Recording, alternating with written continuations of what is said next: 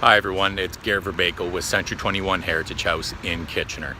So I attended quite the interesting meeting at our CRoZBy board office this week, where representatives of the City of Kitchener were on hand to help shed some light on CRoZBy, the comprehensive review of the zoning bylaw.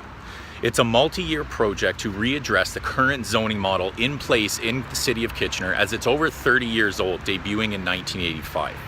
Keep in mind, this is Kitchener specifically and does not affect Waterloo or Cambridge. Kitchener City Council adopted a new official plan in 2014. The official plan is capitalized as it's the overarching plan for the city for the foreseeable future, covering all parts of the city operations and planning.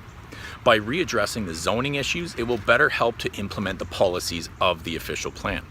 CRoZBy is specifically informed by 3 studies: parts, planning around rapid transit stations; REINS, residential intensification in established neighborhoods study; and a review of off-street parking.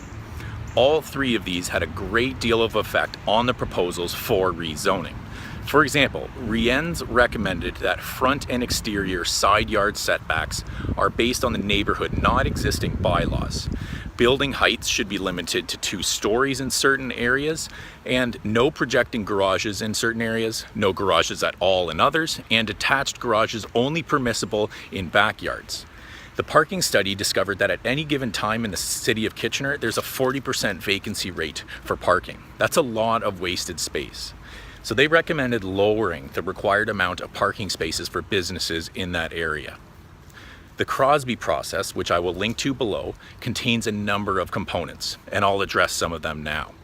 Component A is mixed-use zones. This means zoning that allows for a number of different uses, typically residential, industrial, and commercial, all in the same building. Now, they want to encourage more mixed use to increasingly intensify the core areas. Component B includes urban growth centers, or UGC. They have identified 4 distinct areas of the downtown core that each have different needs. 480 properties are affected in this area. One of the subsections of the core would be moving away from traditional manufacturing and towards innovation employment, a la the big tech companies that are there now. Component E includes residential zones. Currently, there are 9 residential zone distinctions that will be reduced to 7.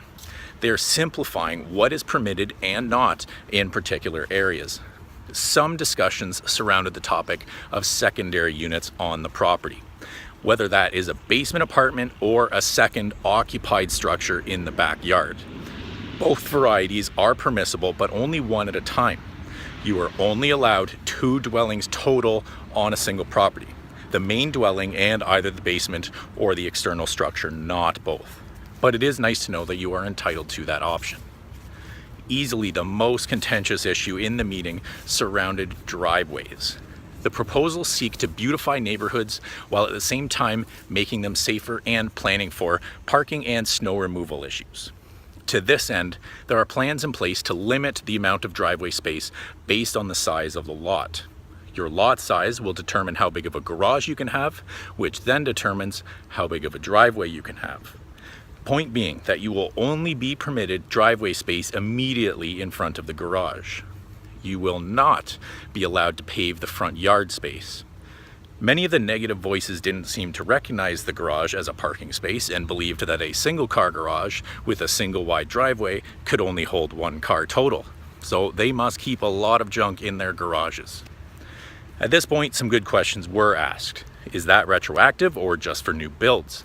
What about houses closer to the core versus on the outskirts? Will that affect it? And in general, why regulate driveways? The city representatives knew that this was a controversial topic and made a point that discussions needed to start somewhere. Based on their studies and goals as a city, this is a good starting position as submitted in their first draft of the new zoning. Beginning in the fall, the city will be conducting open houses in each ward to hear out the populace and make adjustments as required. If you want your voice heard, you need to attend. You can't complain if they make changes you disagree with and did nothing about it. They are not anticipating the changes to even be passed in 2018, but if you want to be heard, do so.